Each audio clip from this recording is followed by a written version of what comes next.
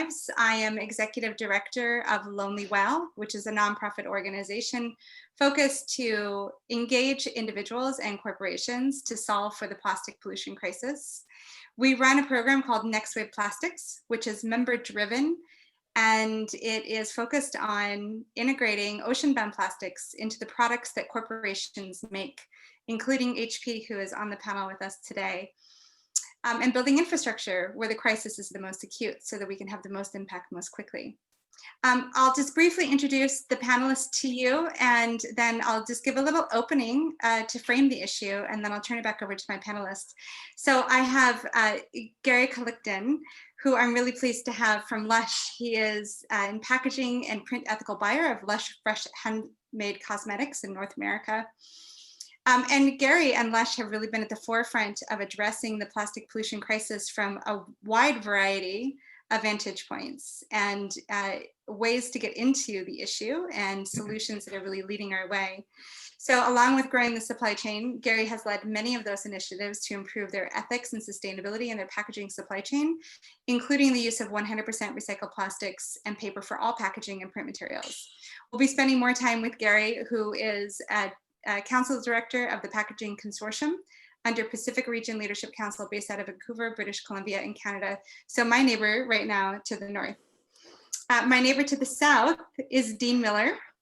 We are officially the West Coast Mafia, I think, on this panel, with the exception of Andrew, who will pull back to the West Coast eventually.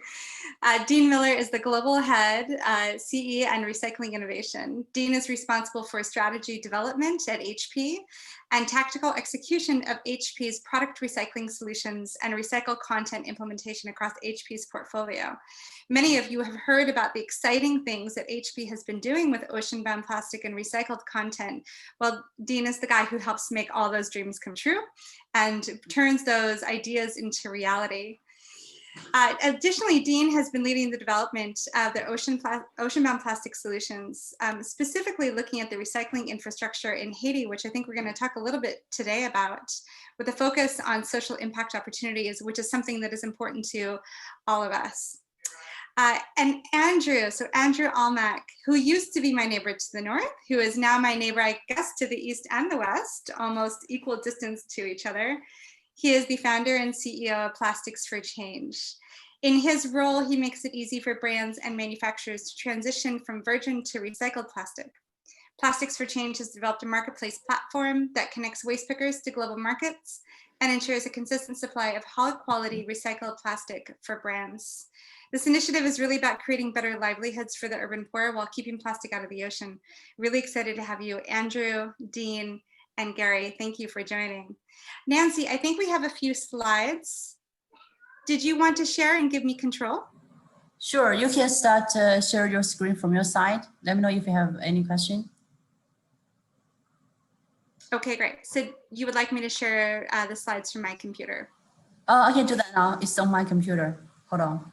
My computer. Okay, great.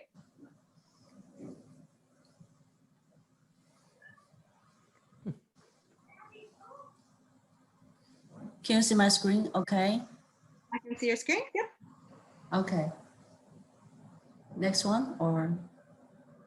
Yes, so I'll just do a little framing of the issue. Nancy, please go to the next one, and I won't take too much time away from our panelists. So most of you who are participating in this conference understand that we have a growing plastic pollution issue. Part of that is because every year it is estimated that we produce 350 million tons of plastic globally. Next slide, please. Yet only just under 10% has been recycled. Next slide, please.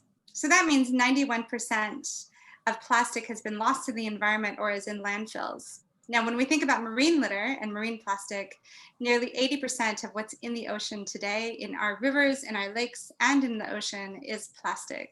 Next slide, please. The Pew Charitable Trust recently produced a report that demonstrated that if we continue with business as usual, which means not reducing the amount of plastic we're producing and not stemming the flow of plastic into the ocean, by the year 2040, we're going to see a marked increase in the amount of plastic stock in the ocean, a 4-time increase. Next slide, please. Today, we know that there are between 8 and 12 million metric tons of new plastic entering the ocean. Business as usual in 2040 predicts that we will have an estimated 29 million metric tons of new plastic entering the ocean. Next slide, please. Now, there are some readily available solutions to solve for this, and this is what the panel will be speaking to you quite a bit today. These aren't solutions that require significant technological improvements. A lot of this is what we know how to do today. Scaling up collection efforts in parts of the world where the issue is the most acute and the crisis is the greatest, and then also doubling our mechanical recycling capabilities. Next slide, please. If we achieve system change, so if we apply not only those two solutions, but the other solutions that Pew Charitable Trust has put forward, we could see a decrease in the amount of plastic pollution entering the ocean every year down to 5 million metric tons. Now, in my estimation, 5 million metric tons is still 5 million metric tons too much of plastic entering the ocean, but it certainly is better than the 8 million metric tons entering the ocean this year and then 29 million metric tons predicted by 2040. Next slide, please. One of the solutions that we're really proud to have presented is in 2017, we launched with Dell Corporation and several others, the Next Wave Plastics Initiative. We were joined by the incredible efforts of HP and IKEA in 2018. And collectively, these organizations, next slide please, are working to eliminate 25,000 metric tons of ocean-bound plastic by the end of the year 2025. Now, 25,000 metric tons doesn't seem like a lot in comparison to 8 million metric tons entering the ocean every year. But what this initiative was intended to do was to demonstrate it's possible to integrate ocean-bound plastic into products. We can engineer it. We can find the products that are readily available and easier to integrate as much of this material as we possibly can and deliver benefit to communities at the same time. Please, next slide.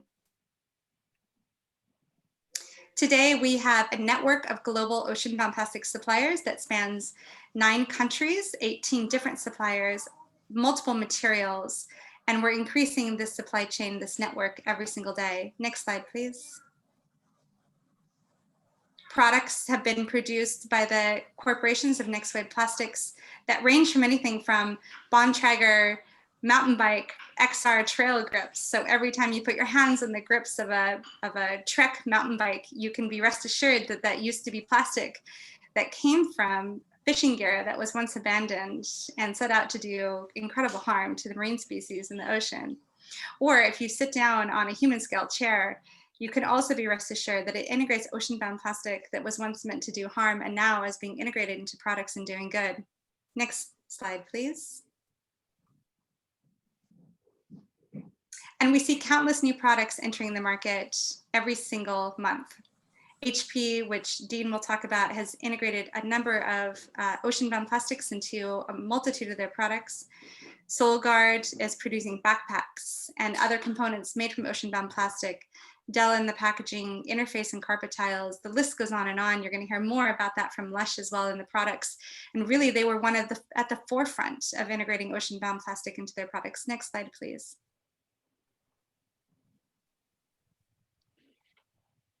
So we know that the solutions are available to us. Mechanical recycling, increased collection, ensuring that communities have maximum benefit when we integrate our work and intervene within their communities to be able to collect this material.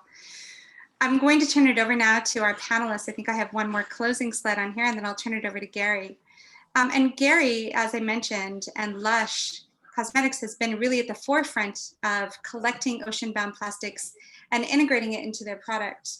Not only, Gary, has your company been at the forefront of this effort, but you also, prior to that, led some really compelling initiatives to both decrease the amount of plastic that you utilize as a company, and then also really advocate for change at the policy level that affected a significant number of industry members and a number of the products that consumers purchase on a daily basis to take care of their skin. So I'm really excited to have you join us, Gary, and I'd love to turn over to you. And I think, Nancy, if we can forward 2 slides and really understand the Lush story, Gary, and to hear how Lush has has led this effort and is really continuing to transform the way that you think about plastic pollution and ocean-bound plastic. Gary. Thank you, June. Hello, everyone. My name is Gary Kalikdan. I'm the ethical buyer for packaging and print for Lush North America. Next slide, please. I presented yesterday with the journey of Lush with regards to sustainability and packaging. So today I will reuse and recycle a little bit of my presentation. Next slide, please. So welcome to Lush. Lush is a global beauty brand that originated from UK, small town called Poole. We have about 925 stores globally with a annual sales of about $1.3 billion. In North America, we have about 260 shops now, planning to open 25 more next year and then and the next year after that. Next slide, please. So in Lush North America, we have two manufacturing facilities, one in Vancouver, where I'm based at. We are serving the west coast of US and Canada, and another factory in Toronto, serving the east coast, again, of Canada and the US. Next slide, please. These are our core values in Lush. I have talked in details yesterday about each and every values here. For today's session, I will be specific to the word naked. In Lush, when we say naked, we meant to say packaging free or minimal packaging of products. Next slide, please. About 35% of Lush products are naked or packaging free. This is actually the focus of our innovation. An example of our naked product is the one in the picture. It's a solid shampoo bar, a very good alternative to the traditional liquid shampoo that is in a bottle. So this one doesn't require any packaging, and that we have estimated about 3 bottles is an equivalent of 1 solid shampoo bar. Next slide, please. In packaging sustainability, Lush is still old school. We still use the traditional 3 R's, namely reduce, which we have a lot of initiatives in reducing the amount of packaging in our products. Even for our plastic bottles, we still reduce the thickness of our bottles. So although we have 35% are naked, we still have about 65% that are packaged, one of which is clear and black bottles, which we had done a thickness reduction a few years ago. In terms of reuse, we also have a lot of product packaging that are reusable, like our gift wrap that are made from 100% recycled bottles. Also, some are made from fair trade cotton. So these are very reusable, and that you can actually use it. And some of us are using it for face covering during this pandemic. The third R of Lush sustainability in packaging is recycle, which is such a big thing in Lush. For more than 10 years now, we've been using 100% post-consumer recycled plastics in our major plastics packaging, like our black pots, our black bottles, and clear bottles, or even the caps. Those are all 100% recycled content. In fact, we have a bring back program that I'm part of running it. This is a take back program in retail store where if you bring back 5 clean and empty black jars, which is our black pots, we will give you one free face mask. So this program, we incentivize our customers and encourage them to return their old packaging so we could recycle them. In terms of recycling, we do it on our own. We partner with 2 local plastic recyclers in Canada, one in the West Coast and one in the East Coast, which is again in our community, very close to the factory. So what we're doing is after 3 to 4 months of collection from customers and from shops, they send it to Vancouver and they also send it to Toronto. And then I work with our plastic recyclers to wash, grind, flake them, and pelletize and convert to resin.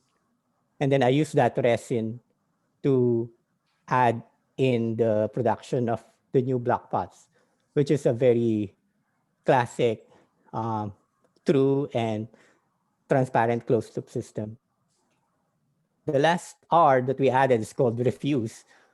When we always say we remove the packaging or we go naked.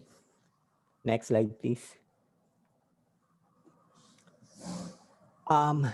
So the Lush Ocean-Bound Plastics project was started back in 2016 when we supported a small grassroots organization based here in Vancouver called Ocean Legacy Foundation. They are very active and have a lot of initiatives in doing shoreline cleanup projects around the island of British Columbia and Vancouver Islands. We partner with them and we supported them in many exploration. So in the picture, we actually have volunteers from Lush who came with the team of Ocean Legacy and a few other volunteers to really go around various remote islands in British Columbia and collect and clean those shoreline waste and plastic pollution. Another objective of this project is during the time in 2016, there's so much, a lot of social media things going on around marine and plastic pollution. So we kind of help out increase awareness and education around the plastic pollution, especially in Canada. It is, as what June had said earlier, it's not a remote problem in Southeast Asia or other parts of Asia, but also it's happening in Canada. And lastly, because we use a lot of 100% recycled content in our packaging, we would like to explore the use of ocean-bound plastics, if that is something we can use in our packaging. And we were successful to blend a percentage of ocean plastics in our Black Pots packaging, which is made of polypropylene. Next slide, please.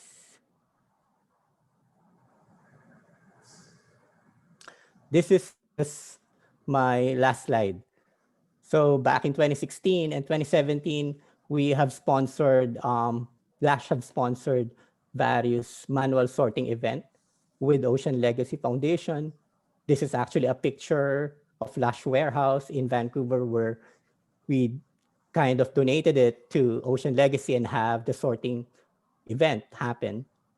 So a lot of Lush volunteers, employees, and other community volunteers, including other groups like Surf Riders, participated in this event.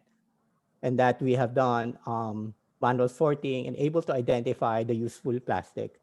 We even invited some schools. They have sent some students and learned a little bit around marine pollution and the importance and impact of plastic pollution in our community. So yeah, I'm leaving this picture as the effort that volunteers of Lush and Ocean Legacy Foundation. I'm sure that not only in Canada, but also in other parts of the world that the same activity is happening. I think Dean will share that in the activity in Haiti with what HP has been doing. Turning it over to you, Nancy, and to Dean. Thank you. Thank you. Well, Gary, thank you. Thank you so much for that presentation. So you've been doing this since 2016, and before I turn it over to Dean, I would love to hear your thoughts on what has been the biggest challenge for you at Lush to continue to persist in the ocean-bound plastic crisis? And I love that you are able to focus on the plastic pollution crisis on your shorelines in Canada. Most of us think about this as an issue that's in Asia only, or in India. Now we're just becoming to be aware of that, which Andrew will talk with us more about. But the reality is that the plastic pollution crisis is in our own backyards. Yeah, But that's what have been some of the biggest challenges for you? the biggest challenge for us here is scaling it up. Because of the kind of work we're doing is a lot of volunteering work, manual sorting. We were not able to scale it up. One point, actually 2 years ago, Ocean Legacy Foundation became the intake center for the whole British Columbia for all initiatives around shoreline cleanup projects and ocean-bound plastics. They have to expand as soon as possible to take in a lot of materials. And that has been a challenge. And in Vancouver, we don't have a lot of space to cover that. So that's one. The second one is pretty much on technology to recycle it. We only able to partner with one plastic recycler, and that we have to come up with a big quantity for them to run it. And it basically, for this kind of material, we have to have 1 year worth of ocean-bound plastics before they will accept it and process Oh it. my goodness, So that's a it lot of takes some plastic. time. That's a lot of Those plastic. are major. And it's something that as we've gotten more into this work in ocean-bound plastic and really understanding the supply chain, I think what we've really come to understand is it's a very complex supply chain, and there are a lot of actors, and there are lots of places where barriers, unforeseen barriers, can really come into the conversation. I know, Dean, I'm going to turn to you now, and then Gary will come back for more questions. Dean, this is something that you have been working on in close partnership with your organization down in Haiti, so the NGOs that you work with in Haiti, to really ensure stability in your supply chain. So I'm really excited for you to tell the story about HP and where you come from and how far you've come so quickly. It's been really amazing to watch just how this is spread throughout the entire company and the work that you're doing to really ensure stability of your supply chain as well. So Dean Miller, I'll turn it over to you, please. Thanks, Dune. And Gary, a really inspiring story. And I think I'm going to steal some of your ideas or leverage, as they say, some really neat stuff there. So if we could go to the next slide, the first couple slides I have are just a little context setting for me. And this is a picture of a boat called the MSC Camille. It's one of the largest container ships in the world. It was commissioned in 2009. It holds something like 14,000 containers, which amounts to about 300,000 metric tons of product, which just happens to be about the amount of plastic that HP uses in our products every year. So for me, this demonstrates the opportunity, that's in front of HP's sustainability team to, bounce out of bed every day and work to make more and more of this container sustainable plastic instead of virgin materials. If we go to the next slide, please.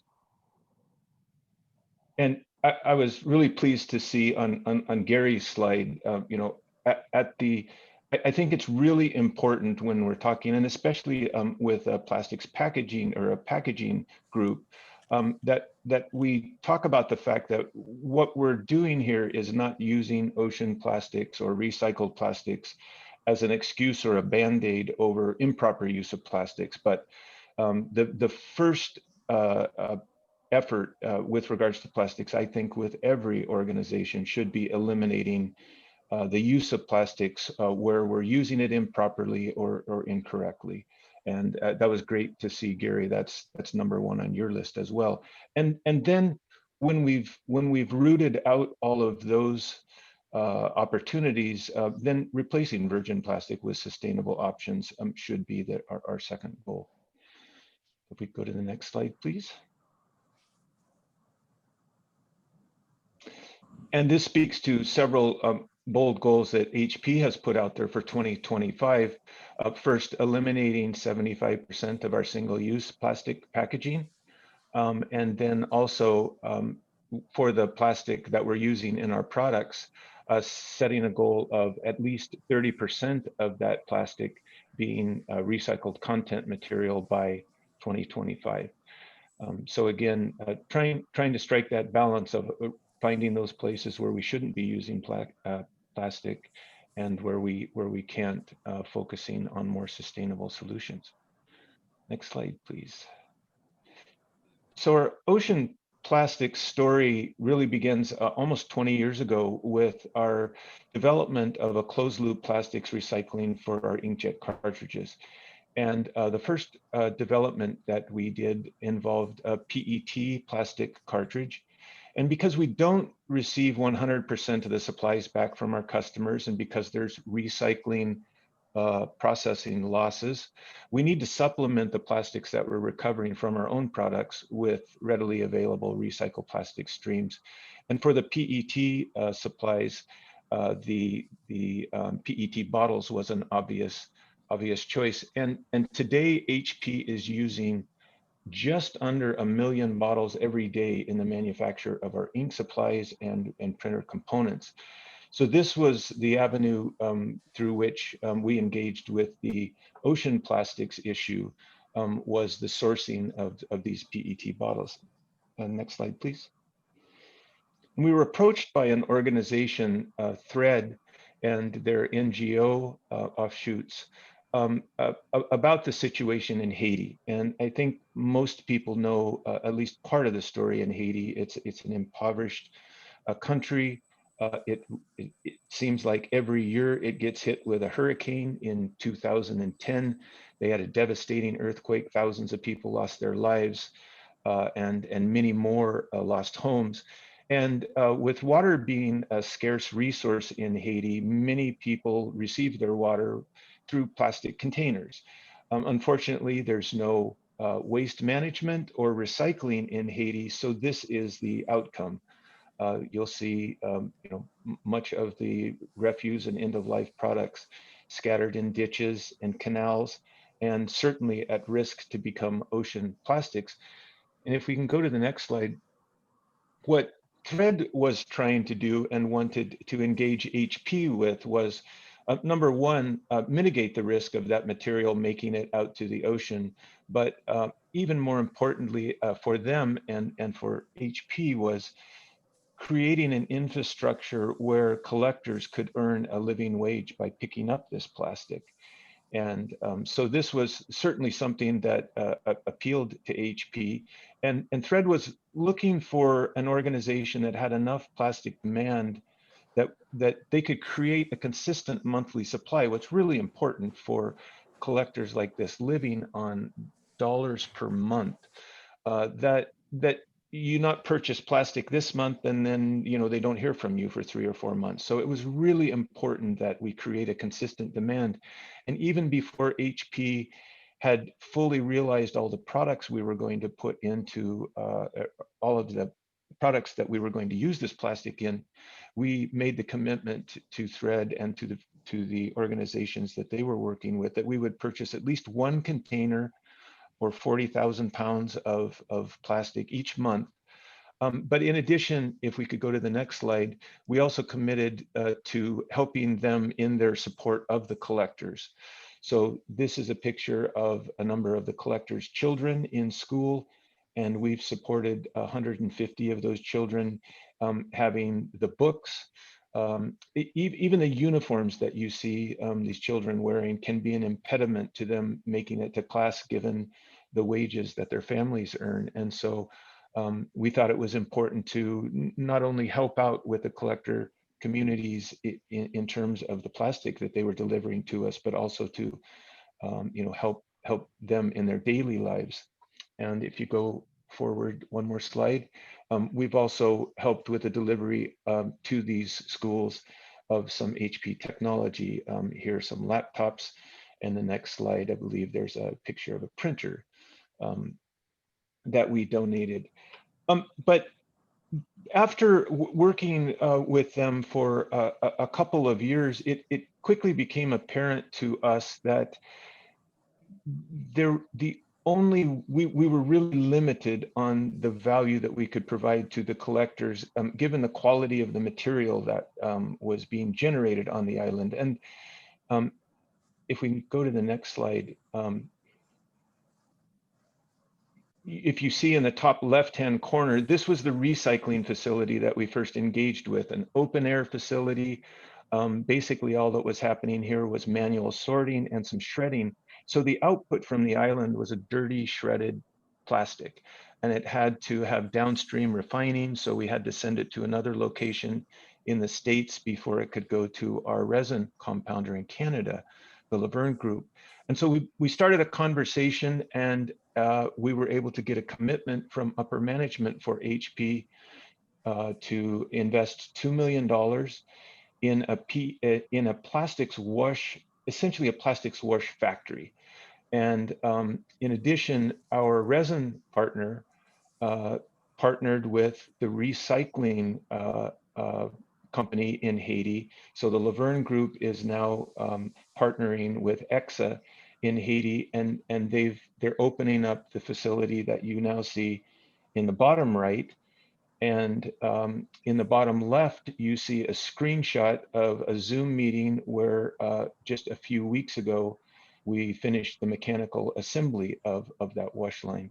And so for us, HP is certainly going to get better and higher quality plastic because of this effort. And that was one of our objectives.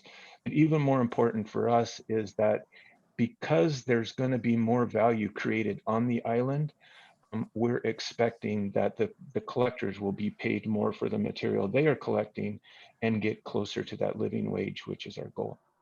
The last slide I have is just a bit of the outputs. As Dune said, there's been a number of products, and there's not large amounts of ocean plastic in many of these products because we don't use a lot of the plastics that are typically collected in the ocean, PET, HDPE, or polypropylene, but where we can, we are using them. And that includes in our ink cartridges.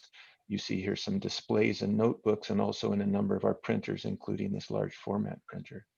So I've had some really exciting work at HP, and most of it has been in the sustainability organization.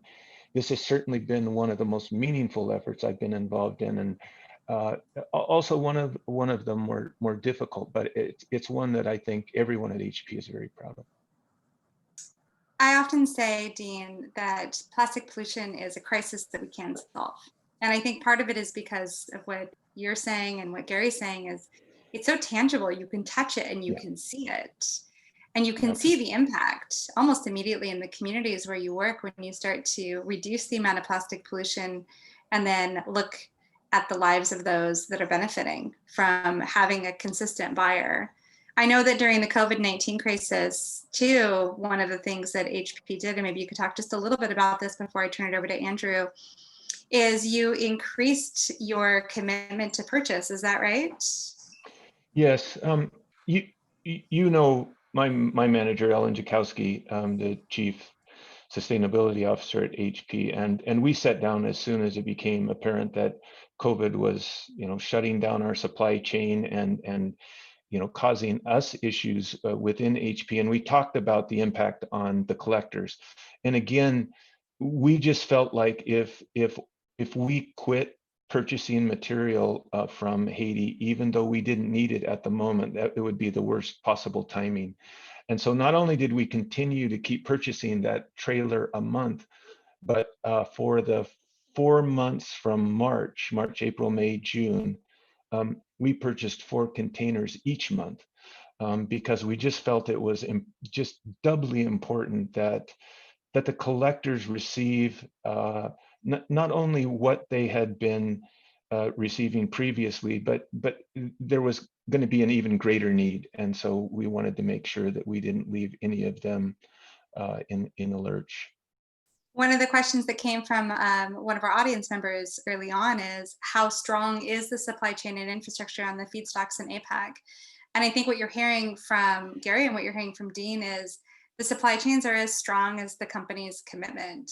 There are collectors, there are processors, there are communities that are ready, willing, and able to stand up and meet this challenge with everyone. But it really does take leaders like HP and Lush to stand up and say, we're committed not just for the short term, and not just this one purchase, but we're really committed in these communities for the long term, and we're willing to put the money towards it that needs to happen. So Dean, thank you. We'll come back to you, I'm sure, with some more audience questions.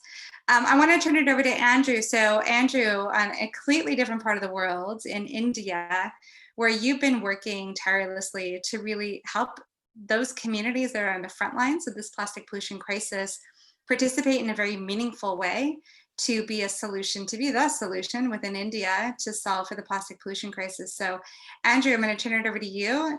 You're our final presenter, and then afterwards we'll take some more questions from the audience. Andrew.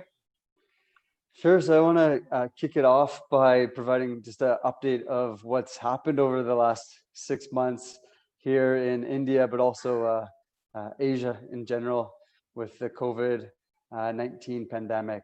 So India went through the world's largest lockdown. There's 1.3 billion people here, and approximately 1.5 million of those people rely on collecting the discarded plastics for their primary household income. So when the economy was shut down overnight, a lot of these workers, well, first of all, the supply chains completely stopped. There's no more interstate transport. So they lost their livelihood, and even a lot of them struggled to go back to their home villages or get back to a place where they could have the basic necessities. So we focused a lot of our efforts during this period of the lockdown with our foundation. So providing the food stipends and hygiene kits, but then also the main things that the collectors, the waste pickers are looking for, which is they ask for better opportunities for the kids, so making sure that kids can stay in school and access educational opportunities, healthcare, in particular in today's day and age. If the workers aren't healthy, they're not going to have that livelihood. And then also the financial literacy, making sure all the waste pickers in our supply chain have a bank account and are able to have some savings. So now that the economy is starting to pick up again and the borders are open, it is really, really important to help get these livelihoods back on track through the trade, and not just focusing on the social interventions through the foundation, because the main thing that the waste pickers need is that consistent income opportunity, and to be able to sell all the plastics, creating the value from all these discarded plastics. So I'm sure a lot of the folks listening to this are maybe procurement managers or head of a brand, and you're thinking, how do I get started? This is daunting. So I want to break it down into a rapid fire session of 5 different ways to get started and 5 different things to bite off. So I think the first one to touch on is to focus on the predictability of the livelihood. So being able to stabilize not only the offtake agreement, but also the price is quite important. Sometimes the fluctuation in the price, even of 1 or 2 rupees, can determine whether or not that the waste picker has the consistency of their income, and whether or not their kids are being pulled from school, or even if they're putting food on the table that day. So really building those better livelihoods. And also what we found through our experience is when we do get our workers, informal waste workers, to the point where they are getting a predictable livelihood and they're happy, their kids are in school, they're also just more productive, right? We train them on techniques to boost their income, and that also results in higher quality material. So there's a business benefit as well for helping to create the better livelihoods that result in better material. Number 2 on the list is, I'd say, is focus on the consumer expectations and where that's going to go in the future. I think we've seen a lot of movement in this space over the last, say, 5 years. And I think the long-term trends of where consumer expectations are going to be in the next 5 years, it's difficult to predict. But certainly the trend that the consumer outrage around the state of plastic pollution is not going to go away anytime soon. I think a lot of consumers are feeling it's a very personal problem now, because the microplastics are in the food we eat, in the air we breathe, and in our very own bloodstreams. And it is only one atmosphere and one ocean. So the plastic that is being burnt on the streets here in India, a place where 40% of the waste doesn't get collected at all, that very same waste can end up in the nostrils of somebody on the other side of the world. It doesn't take very long for it to travel through the atmosphere. And so the role of the waste pickers in a country that still doesn't have a formal waste management system, where 40% of the waste doesn't get collected, these informal waste workers are so critical for picking up all these discarded plastics that otherwise would end up in all these spots we don't want, including our ocean-bound waterways, or being burnt and then sequestered as microplastics into the ocean. Number 3 is getting that managerial buy-in by focusing on the value, not the price. From our experience, when we have a mandate to certify all of our supply chains under the World Fair Trade Organization, which means it's more expensive. There's just increased cost in paying the fair wages. And so we try to also then capture value by focusing on aligning with the consumer expectations, creating value through the story, through the marketing opportunities, and also ultimately trying to increase the brand loyalty and the sales through information at the point of purchase. Number 4 is measure your CO2. One of the benefits that you get from building transparency through the supply chain is you can conduct these life cycle analysis with beyond just tiers 1 or 2. You can get down into tiers 3, 4, and 5, or 6, and so measure that CO2 savings. And when we calculate this, our life cycle assessment, depending on the supply chain, we calculate it as between 1.8 and 2.2 tons of CO2 that can be saved for every 1 ton of a fossil fuel-based plastic that we replace. So really, it's a very low-hanging fruit, something that can happen immediately. The decision to commit to using recycled plastic and dramatically curb the CO2 emissions, which is just a terrifying notion, just how much action we need to take this decade to prevent the destabilization of our climate. Number 5 on the list to get started is embrace the EPR, the extended producer responsibility. I think throughout the world, there on the West Coast of North America, also in Europe, the UK, and here in India, we're seeing fairly aggressive extended producer responsibility legislation coming through. And there's brands that are being polarized in 2 directions. Some are ignoring it and kicking it down the road, and then others are leaning into it and saying, we're gonna be the first movers and get ahead of this. And I think that the brands that really embrace it and commit to it are the ones that will get that advantage into the future, as there's a limited supply, and they'll be able to meet their recycling goals and benefit from not having to pay some of the penalty fees or the legislation. So that's my rapid fire top 5 to go through, and I'll just conclude with by saying that we have a lot of these solutions, right? We have the ability to create the high quality plastics. We have the ability to pay people the fair wages, build these supply chains, but it does just take that internal buy-in from leadership, and just that courage to go forward without all the answers, and to go on that learning curve, and to really lean into it and make progress towards those 2025 goals. So with that, I'll wrap it up and hand it over for any questions.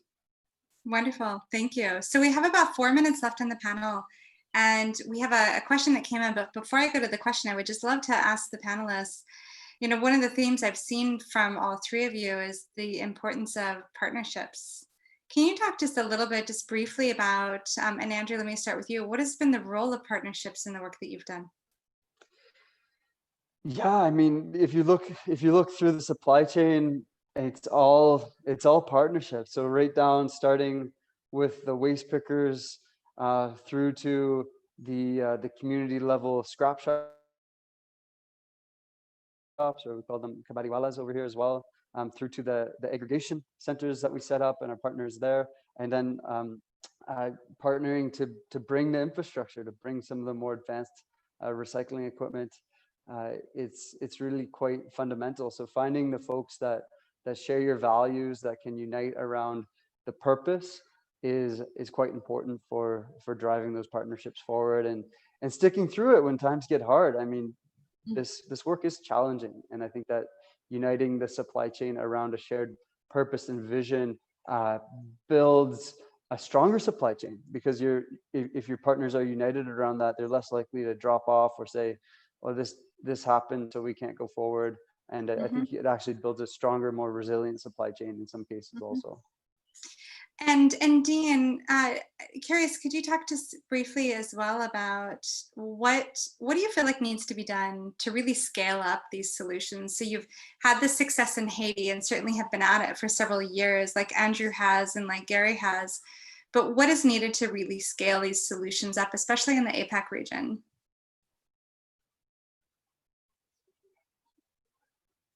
Dean might be on mute.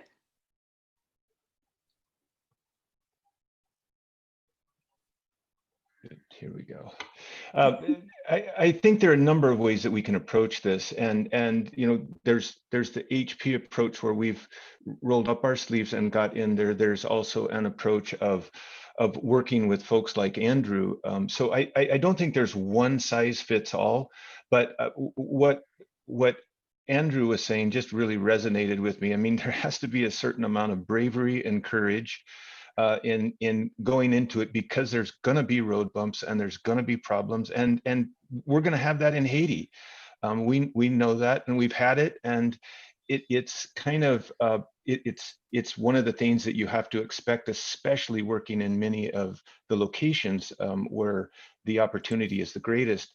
But the strategic partnerships and moving away from transactional relationships, dealing with strictly on price and cost, is we've got to move away from that and get more collaborative. And there would be no Haiti story if it wasn't for our partners from beginning to end.